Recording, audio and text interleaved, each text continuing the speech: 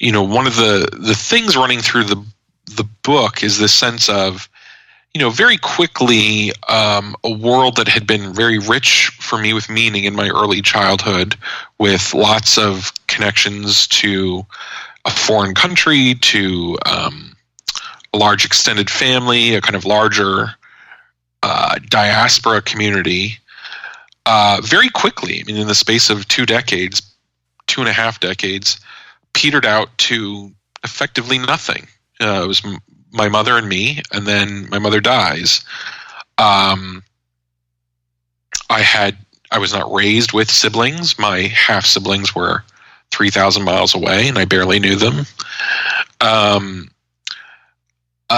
And so that I think that sense of the family shrinking that many of us have experienced, I think many people my age have experienced, watching the reunions get smaller and not be replenished with other young people, or not be continued by young people because they scatter and move.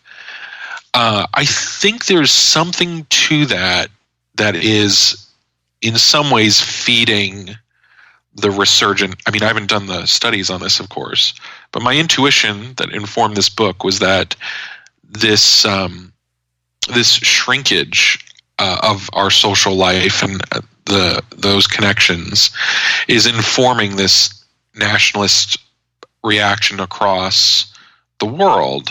That it's just interesting to me that, and like I said, I don't know if there's a mathematical formula here, but it is interesting to me that countries with incredibly low fertility rates often produce these nationalist movements and leaders. Putin, Hungary, Poland, they all have seen their fertility rates plunge unbelievably.